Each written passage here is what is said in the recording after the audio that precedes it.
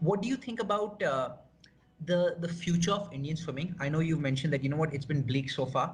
We don't have a single athlete who's ever made the A cut. That's what you called it, Yeah, right? Because in the US, you've true. had like over 1,200 athletes who make the A cut. So in terms of numbers, we're definitely far, far behind the rest of the world.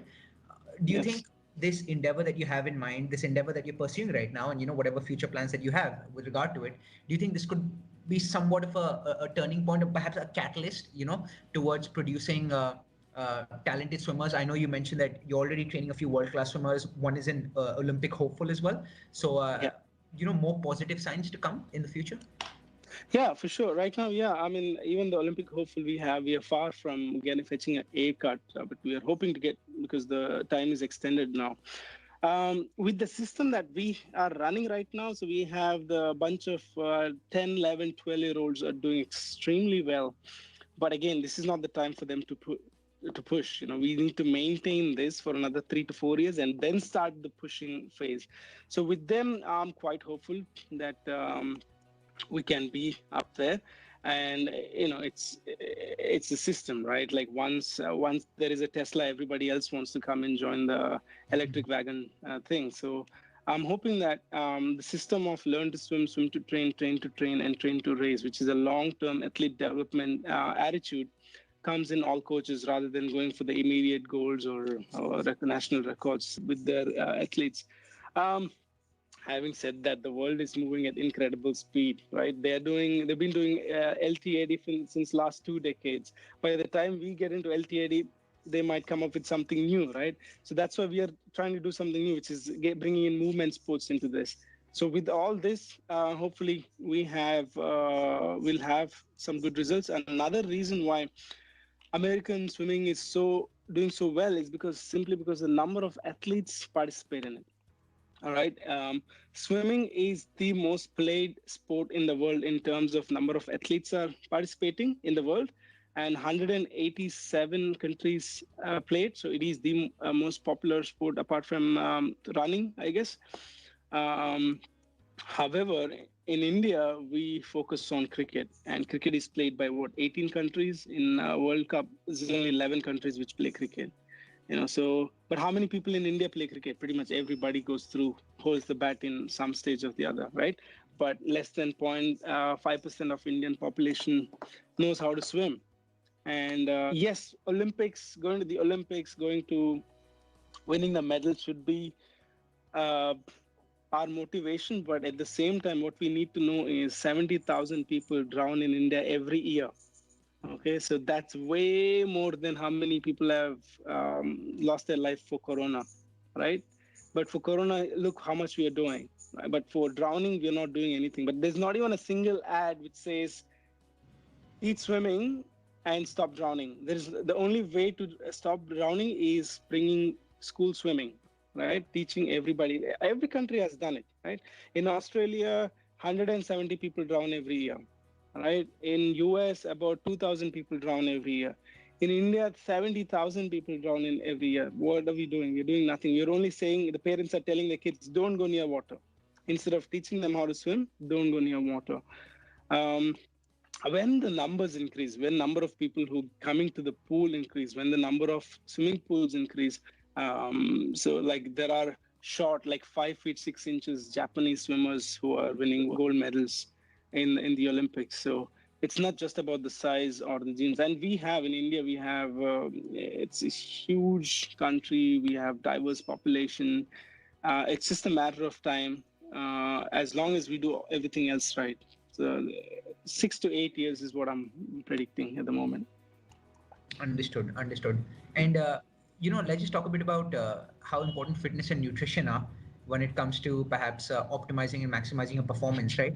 So you Yeah. spoke about the movement sports, and of course, those help in many ways. Those help in Yes. the five aspects that you talked about. But apart from Yeah. that, regular gym training, how important is that? How much time are the athletes spending at the gym? And then once we've spoken about, you know, the physical fitness side of things, that's when we can get into the nutrition side as well. Sure.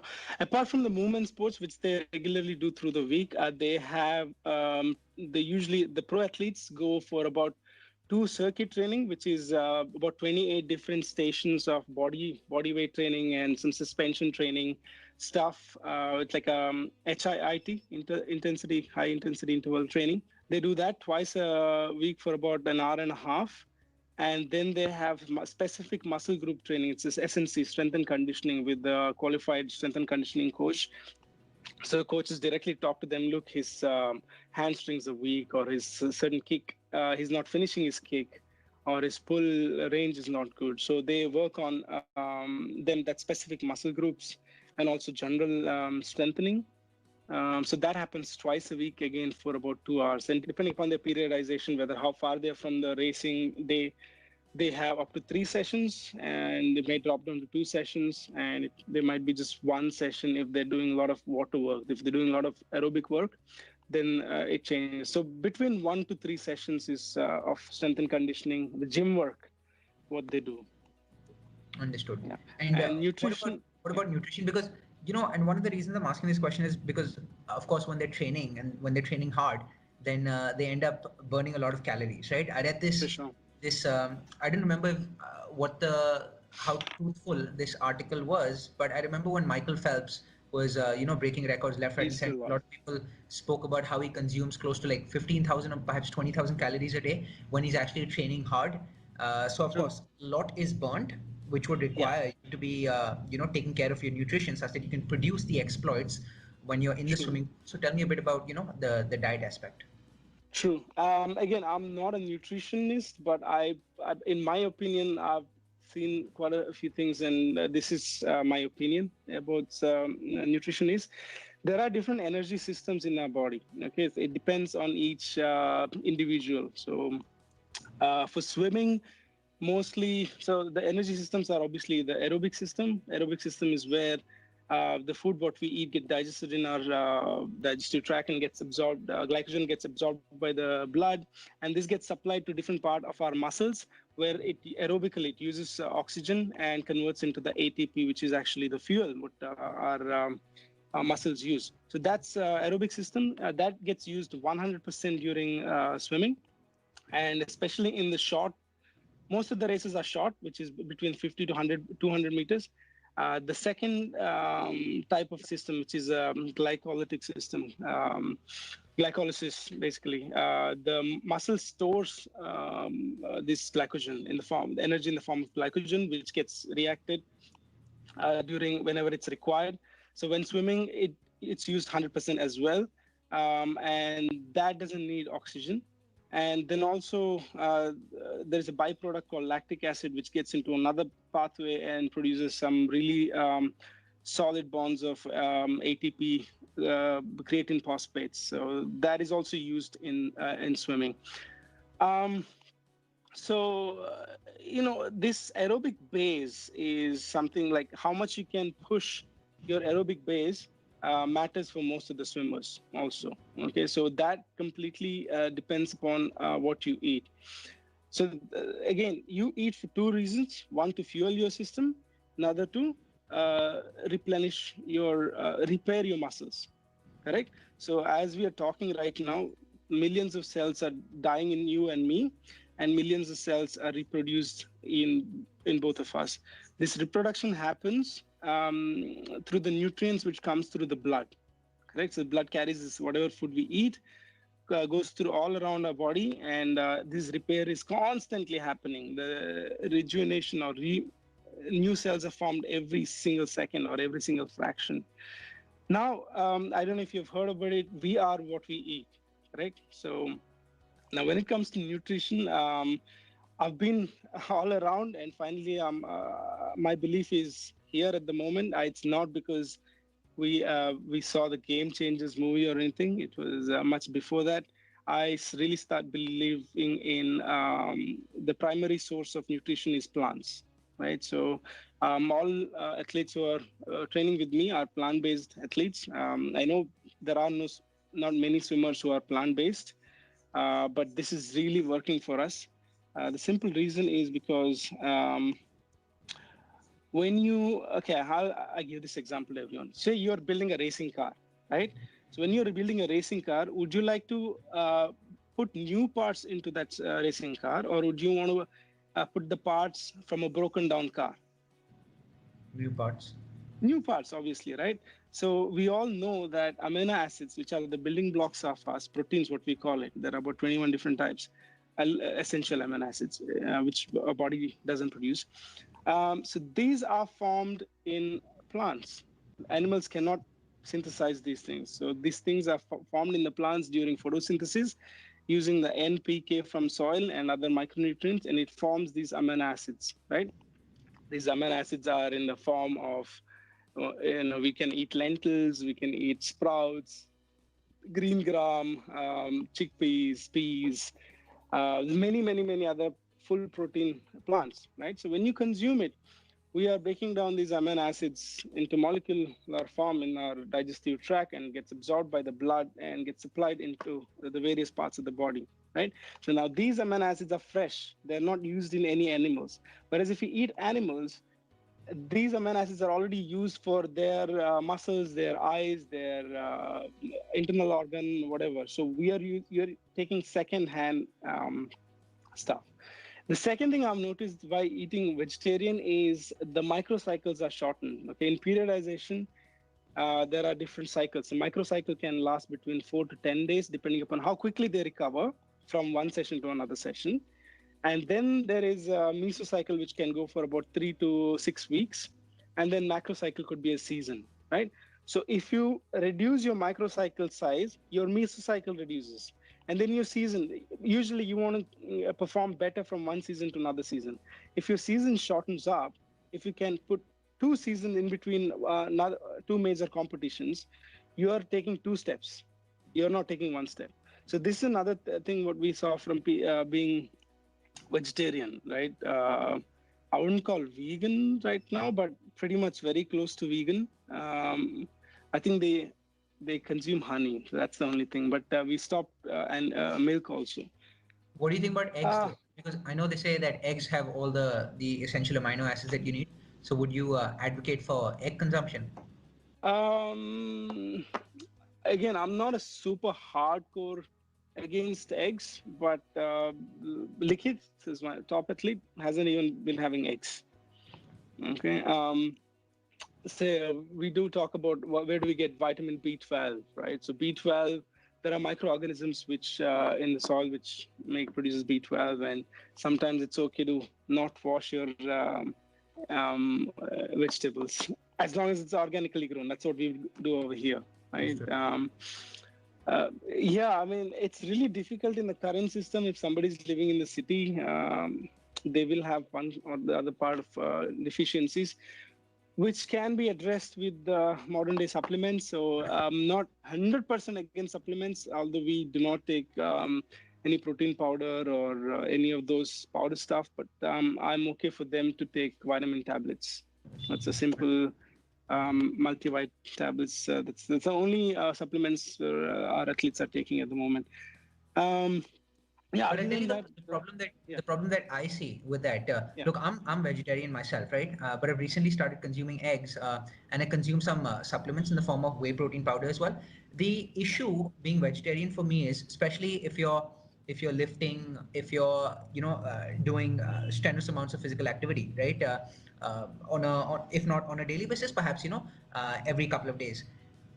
I find it hard to actually get lean sources of protein. So some of the sources that you mentioned, you have your dal, you have your lentils, you have your chickpeas. Of course, they do give me proteins, but at the same time, if I have to see the nutrition breakdown, right, there's still more carbohydrates, albeit good carbohydrates, complex carbohydrates compared to proteins. And so, how do you address that void, that lean protein void, being a vegetarian? Okay.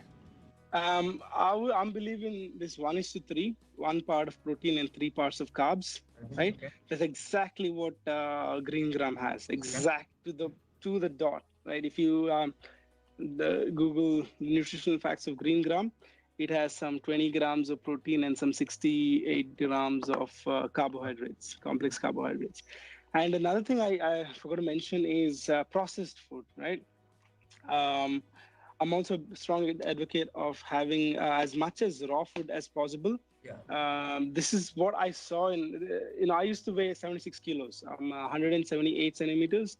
I used to weigh 76 kilos.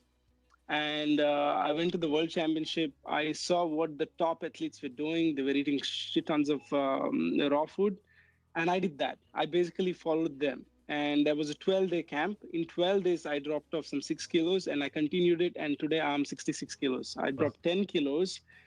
I haven't lost any muscle mass. Have you heard of DEXA scans? I have not. So basically, DEXA scan is like an Oh, MRI scan, but it gives you your body fat percentage. yeah, body fat like to the milligram, to the Got it, got every it, got it. single part it'll give you. So I get to do it for free because our athletes do it. So the people who do it kind of like, hey, you come, you can do it. So I did one in 2019 Jan. I did one in 2019 September, which was after World Championship, and I did one in February 2020. Okay. Um, so I was 76 when I first saw it. My visceral fat was, which is the worst thing, which causes all the diseases and everything, was around 300 milligrams. My fat was total 16 kilos. And by the time it was September, my lean muscle was around 58 kilos. Okay. And in September, my lean mass was exactly the same, 58 kilos. My fat had come down from 16 to 12 kilos, and my visceral fat had come down to from 360 to 200 or something. And February, it's again gone down. My fat went down to 8 kilos, okay, from 16 to 8 kilos. And then my visceral fat went down to 130. Right now I have 130. And my muscle mass is exactly the same, 58 kilos. So it hasn't gone down. So I haven't lost any muscle mass, but I've lost quite a bit of fat, the dead cells, which I didn't have any control on. And what are some Um, examples of the raw foods that you were consuming? Helped you. this, yeah, basically sprouts. So green gram, 50%, horse gram, about 30%, and then the rest is mix of peas, chickpeas, cowpeas. So I eat green gram raw, like without cooked, uncooked. So anything above 40 degrees, I believe the proteins start denaturing. And then, so the rest of the stuff I cook a little bit. Otherwise, there's a gas problem always. So Understood. there is a little of adjustment phase. One, you really need to chew properly because most of the breaking down happens up there with the alpha amylase. If you don't chew, problem with the cooked food is we end up swallowing it. We don't chew it. If you chew it, it might be better. So with the raw food, you don't have an option. You have to chew it, right? And then you swallow. The first 12 days is the most difficult. You'll get stomachache and adaptation is slower. But after that, you start changing. And we train it to, we've made the athletes do it too.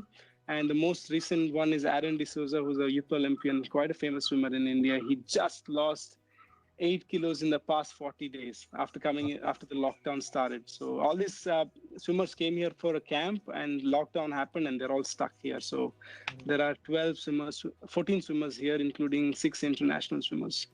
So Partha, tell me something. So in addition to, of course, changing the composition of your calories, I'm guessing in order for you to lose weight, you're still consuming fewer calories than maintenance, right? Or what I'm trying to say is the calorie consumption minus everything Yeah. that you're losing through swimming and other physical exercise is less than what your maintenance calorie level is, right? So once you've actually gone below maintenance level in terms of your net calorie consumption, right, which is a calorie consumption minus whatever calories you're burning through physical exercise and your daily movements, has that resulted in a decline in your energy levels as well? No, As on the like the contrary. weight that you lost as a result of, perhaps consuming fewer calories than your maintenance levels? I don't think so. I think my raw power has reduced a bit. My absolute explosion. Well, I can't say. That could be because of my injuries. Because Yeah. I can't tell. So, I mean, do you think plyometrics would be a one good way to talk about raw power, like box jumps? Perhaps, yeah, explosiveness at least. Yeah. Explosiveness, yeah. I mean, I can now jump like a 5 feet box jump. Okay. Which I was not able to, but maybe because I was heavier back then. Okay. Having said that, my like highest wattage in rowing, I used to pull about 800 watts. Now I can only do 750, but that could be because of I had an injury. I do parkour and backflips and stuff, and I landed wrongly and landed wrong, so I injured my shoulder. So maybe because of that. So I don't have exact measurements. I mean, in terms of pull-ups, I can do more. I think 27 was my highest, but now I can do more than that. But then that could be because I'm lighter also. Yeah, yeah, understood. Um, So overall, it's definitely been a like a positive contributor, right, to Positive, your yeah, definitely. Yeah, to your definitely. well-being. And especially for swimming, it's all about power to weight ratio. It's not that we are weightlifters, right? Yeah, exactly. Some of the top swimmers weigh really less out Yeah, there in the world, yeah.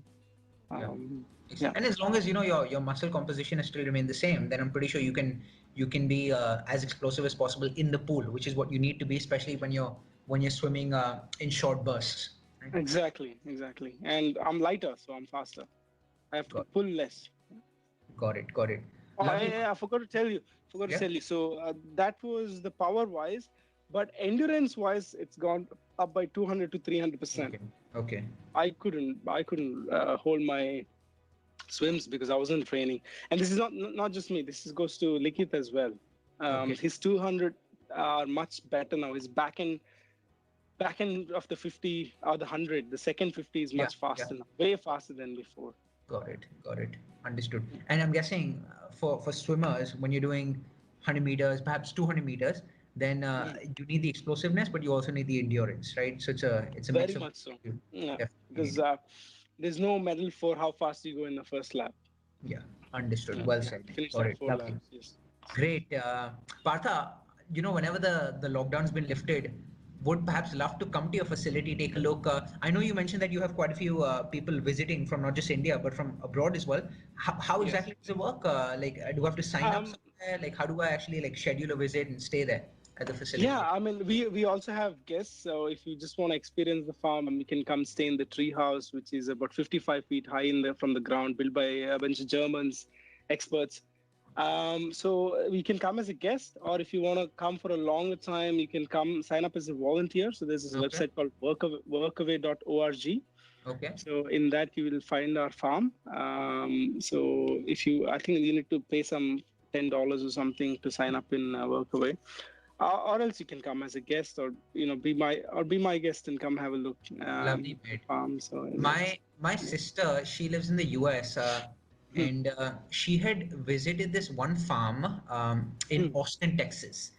So Okay. it's not exactly the same as what you're mentioning to me, but there are lots of similarities. So she had gone for a good, I think, 7 days or perhaps 10 days, like a week to Hmm, 2 weeks, and hmm. there were lots of people from all over the US who were there, and she had to Yeah, volunteer. So she pretty much had to live the farm life, from morning yeah, until yeah, evening. yeah. So It's called woofing. okay, okay. So she was Willing telling. worker on an organic farm. Understood, understood. And she was Yeah. telling me about her experiences, and in many ways, it was a sea change compared to what the urban life is like. And just hearing about what the contrast looks like, Yeah. a contrast between this farm life and what we do as city dwellers here in Calcutta, Bombay, Delhi, was was incredible. And I couldn't honestly picture what she was describing to me because it was such a far cry from what it's like here for me. And so it would Yeah. be fascinating, for me to actually perhaps get a first-hand experience of what life would be like at an organic farm. For sure. For sure. You should come check it out. Hi, my name is Partha Varanashi. I am the director of Varanashi Swimming Academy. Watch me on One Play Sports.